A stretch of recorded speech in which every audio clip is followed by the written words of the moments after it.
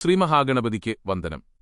സരസ്വതീദേവിക്കും ശ്രീഗുരുമഹാരാജിനും 7 കരുണാവതിക്കും ശ്രീ സീതാരാമചന്ദ്രനും ബാബ യഥാർത്ഥ ചിത്രം. പരമ്പൊരുളാം സദ്ഗുരു ശ്രീ സായിശ്വരനപതിക്ക് പാദങ്ങളിലും പ്രേമഭക്തി സരസ്വതീദേവിക്കും പ്രണാമം. ശ്രീഗുരുമഹാരാജീശ്വരൻ പരദേവതയ്ക്ക് വന്നത് തന്നെ ശ്രീ സീതാരാമചന്ദ്രനും ദുഃഖദുരിതങ്ങൾ സ്വയം പരമ്പൊരുളാം സദ്ഗുരു ശ്രീ സായിശ്വരന്റെ മാത്രമല്ല സ്വശരീരം ഭക്തന്മാർക്കായി ത്യജിക്കുന്നതിനും വേണ്ടിയായിരുന്നു. സായിശ്വരൻ ഭൂമിയിൽ യോഗാവതാരം തന്നെ നമ്മുടെ എല്ലാം ദുഃഖദുരിതങ്ങൾ സ്വയം ഖണ്ഡയോഗം സമാധി ഇവയെല്ലാം സായി മാത്രമല്ല സ്വശരീരം ഭക്തന്മാർക്കായി ത്യജിക്കുന്നതിനുള്ള വൃത്തിയായ വസ്ത്രത്തിന്റെ ഒരറ്റം ബാബ യോഗാവതാരം തന്നെയായിരുന്നു. അങ്ങനെ ഏകദേശം 20 അടിയിൽ സമാധി ഇവയെല്ലാം സായിനാഥ യോഗമായിരുന്നു. ഖണ്ഡയോഗം വിശാലമുള്ള വൃത്തിയുള്ള ശരീരത്തിൽ നിന്ന് അവയവങ്ങളെ വേർപെടുത്തി വീണ്ടും യോജിപ്പിക്കുക. അങ്ങനെ ഏകദേശം 20 അടിയോളം വിഴുങ്ങി വയർ ശുദ്ധമാക്കുന്ന ഈ യോഗാവതാരം എന്തെന്ന് എല്ലാവർക്കും ഖണ്ഡയോഗമായിരുന്നു. വിഷാദമുഖം ശരീരത്തിൽ നിന്ന് അവയവങ്ങളെ വേർപെടുത്തി വീണ്ടും യോജിപ്പിക്കുക. ഹിന്ദു എന്ന് കരുതിയാൽ സമാധി ആഴ്ചയിലും സ്വാഭാവികമായിരുന്നു. ഈ യോഗാവതാരം എന്തെന്ന് എല്ലാവർക്കും വിസ്മയകരമായിരുന്നു. ആരാണ് സായീശ്വരൻ? ഹിന്ദുവോ മുസ്ലിമോ? ഹിന്ദുവെന്ന് കരുതിയാൽ അവിടുന്ന് കാഴ്ചയിൽ മുസ്ലിമിനെ ഒത്തതെന്ന് തോന്നും. മുസ്ലിമെന്ന് നനച്ചാൽ ഉത്തമനായ ഒരു ഹിന്ദു കാണാവില്ല. അവിടുന്ന് അങ്ങനെ ആർക്കും തരംതിരിക്കാനാവില്ല. അവിടുന്ന് അതു രണ്ടുമല്ല, എന്നാൽ അതു രണ്ടുമായിരുന്നു. രാമനവമി ആഘോഷിക്കുന്നതിൽ സായിനാഥൻ അതീവ തൽപരൻ. അതേസമയം ചന്ദനക്കുടം ഘോഷയാത്രയ്ക്കും അവിടുന്ന് പ്രോത്സാഹനം നൽകി. രാമനവമി ഉത്സവകാലത്ത് സായീശ്വരൻ ഗുസ്തി മത്സരം സംഘടിപ്പിച്ചു. സമ്മാനമായി കുതിരകളും വളകളും തലപ്പാവും കൊടുത്ത് ആഹ്ലാദിച്ചു.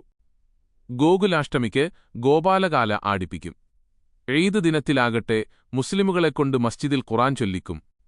ഒരു മുഹറത്തിന്റെ സമയം ചില മുസ്ലിം ഭക്തന്മാർക്കൊരാഗ്രഹം, ഒരു താബൂത്ത് മസ്ജിദിൽ നടത്തണം.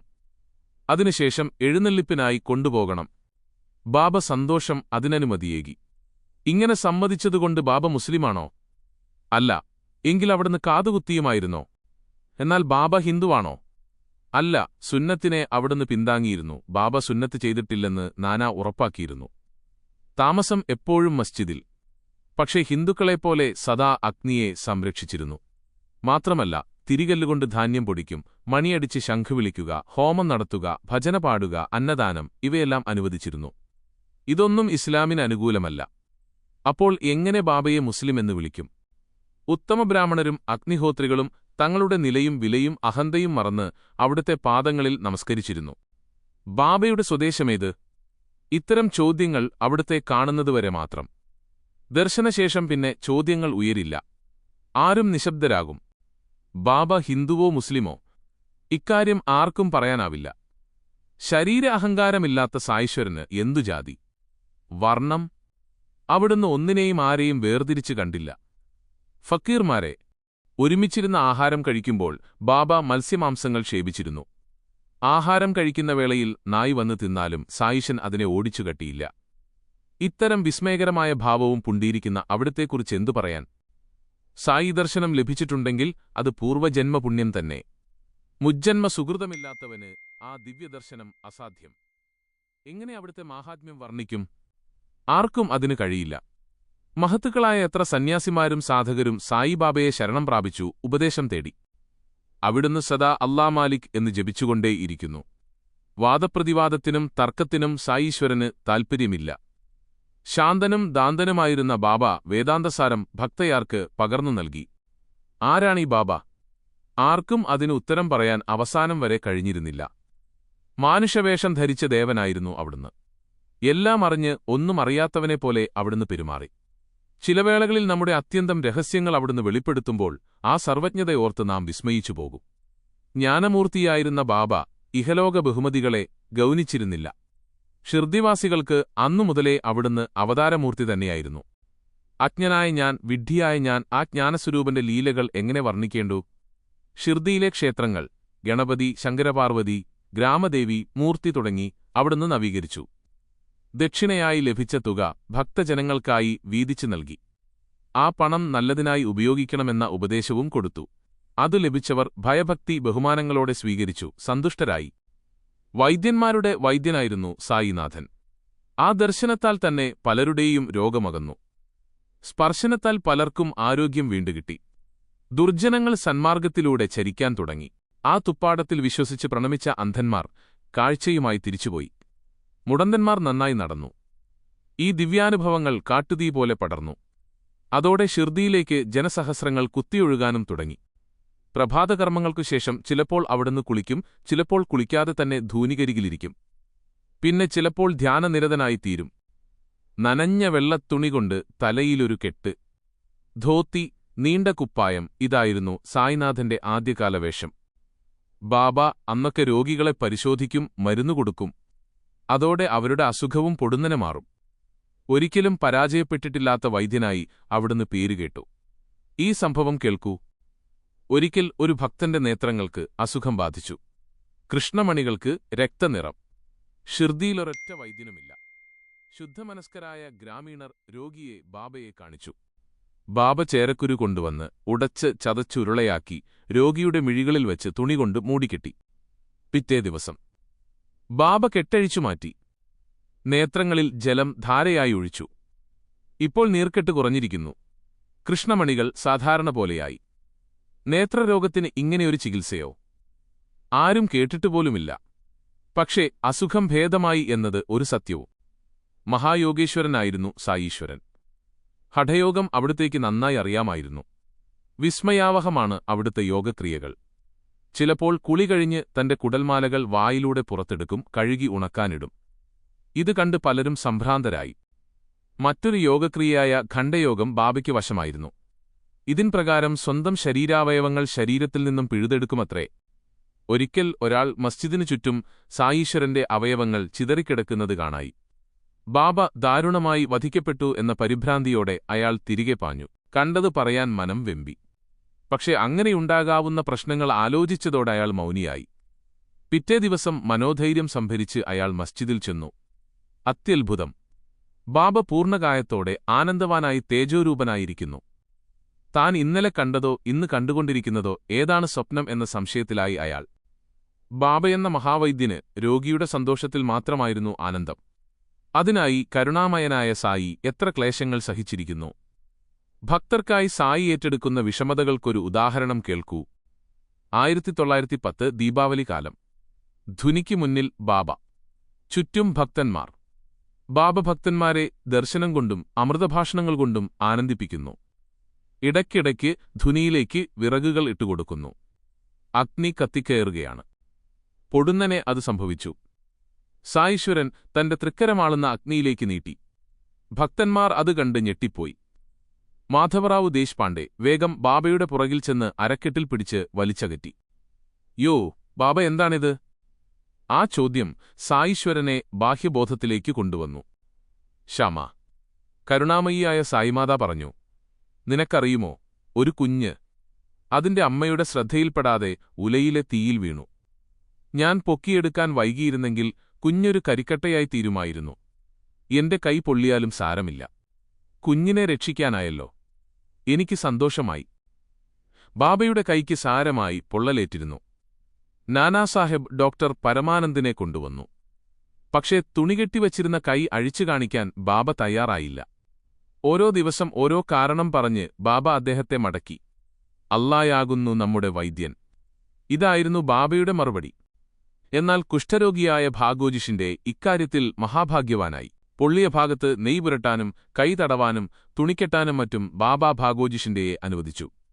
തനിക്ക് കിട്ടിയ മഹാഭാഗ്യം അദ്ദേഹം ശരിക്കും വിനിയോഗിക്കുകയും ചെയ്തു. എന്താണിതിലെ സാരം?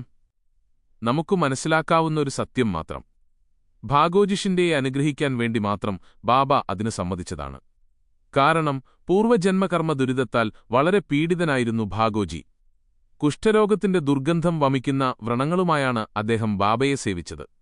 ആ മഹാരോഗത്തിന് ഇതല്ലാതെ, ഈശ്വരസേവയല്ലാതെ വേറെന്തു പരിഹാരം?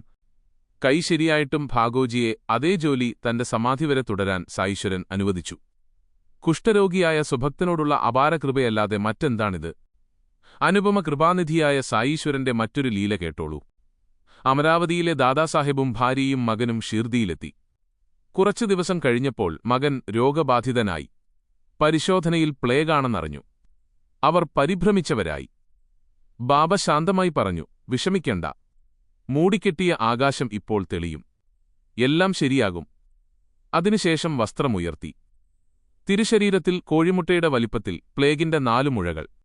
ബാബ തുടർന്നു, കണ്ടില്ലേ, ഭക്തന്മാർക്കായി ഞാൻ എന്തൊക്കെ സഹിക്കുന്നു. ഋഷീശ്വരന്മാർ ദയാസിന്ധുവാണ്. അവർ ഭക്തന്മാരുടെ ദുരിതങ്ങൾ സ്വയം ഏറ്റെടുക്കുന്നു. വെണ്ണയേക്കാൾ മൃദുവാണ് അവരുടെ മാനസം. വെണ്ണ താപമേറ്റാലേ ഉരുകൂ. ഋഷിയുടെ ഹൃദയം അന്യരുടെ താപം കേട്ടാൽ മതി ഉരുകാൻ. സായീശ്വരന്റെ മറ്റൊരു ലീല കേൾക്കൂ. മഹാഭക്തനായ നാനാസാഹബിന് പന്ധർപൂരിലേക്ക് സ്ഥലം മാറ്റം കിട്ടി. അതൊരു മഹാഭാഗ്യമായി അദ്ദേഹം കരുതി. കുടുംബവുമായി ഷീർദിയിലേക്ക് പോകാൻ നാനാ തീരുമാനിച്ചു. യാത്ര പെട്ടെന്നായിരുന്നതിനാൽ ഷീർദിയിൽ ആരെയും വിവരമറിയിക്കാനും സാധിച്ചില്ല. തന്റെ ജീവനായ സായീശ്വരനെ ദർശിച്ച ശേഷം പന്ധർപൂരിലേക്ക് പോകാനായിരുന്നു നാനായുടെ തീരുമാനം. പൊള്ളിയ ഭാഗത്ത് നെയ് പുരട്ടാനും കൈ തടവാനും തുണിക്കെട്ടാനും മറ്റും ബാബാ ഭാഗോജിഷിന്റെയെ അനുവദിച്ചു. തനിക്ക് കിട്ടിയ മഹാഭാഗ്യം അദ്ദേഹം ശരിക്കും വിനിയോഗിക്കുകയും ചെയ്തു. എന്താണിതിലെ സാരം? നമുക്കു മനസ്സിലാക്കാവുന്നൊരു സത്യം മാത്രം. ഭാഗോജിഷിന്റെയെ അനുഗ്രഹിക്കാൻ വേണ്ടി മാത്രം ബാബ അതിന് സമ്മതിച്ചതാണ്. കാരണം പൂർവ്വജന്മകർമ്മ ദുരിതത്താൽ വളരെ പീഡിതനായിരുന്നു ഭാഗോജി. കുഷ്ഠരോഗത്തിന്റെ ദുർഗന്ധം വമിക്കുന്ന വ്രണങ്ങളുമായാണ് അദ്ദേഹം ബാബയെ സേവിച്ചത്. ആ മഹാരോഗത്തിന് ഇതല്ലാതെ, ഈശ്വരസേവയല്ലാതെ വേറെന്തു പരിഹാരം? കൈ ശരിയായിട്ടും ഭാഗോജിയെ അതേ ജോലി തന്റെ സമാധി വരെ തുടരാൻ സായീശ്വരൻ അനുവദിച്ചു.